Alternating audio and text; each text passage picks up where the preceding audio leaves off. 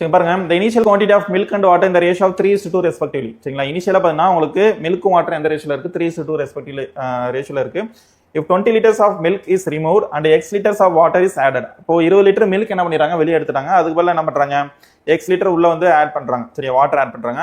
the ratio of final quantity of milk to water பார்த்தா 2:3 ரேஷியோல இருக்குன்னு சொல்றாங்க. find the value of x ன்னு கேக்குறாங்க. ஓகே, அடுத்த பிராக்கெட்ல என்ன இருக்குன்னு பாருங்க. the initial quantity of mixer பார்த்தீங்கன்னா உங்களுக்கு 90 liters இருக்குன்னு சொல்றாங்க.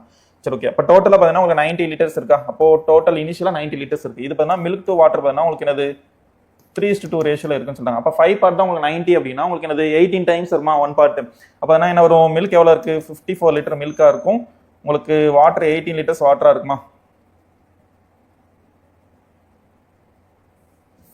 36 2 பார்ட் 36 லிட்டர் வாட்டரா இருக்கும். சரிங்களா, இதுக்கப்புறம் என்ன பண்றாங்க, இப்போ ஸ்டார்டிங்ல 20 லிட்டர்ஸ் மில்க் வெளியே எடுத்துறாங்க. அப்போ மில்க்ல இருந்து ஒரு 20 லிட்டர் வெளியே எடுத்துருவாங்க. சரிங்களா, அதுக்கு பதில் என்ன பண்றாங்க, மில்க் வெளியே எடுத்துட்டு எக்ஸ் லிட்டர் வந்து என்ன பண்றாங்க, வாட்டர் ஆட் பண்றாங்க. இந்த மாதிரி ஒரு ப்ராசஸ் பண்ணதுக்கு அப்புறம் ஃபைனலா மில்க்குக்கும் வாட்டர் எந்த ரேஷியோல இருக்குன்னு சொல்லிட்டாங்க, 2:3 ரேஷியோல இருக்குன்னு சொல்லிட்டாங்க. அப்போ 2/3 மாறிடுமா.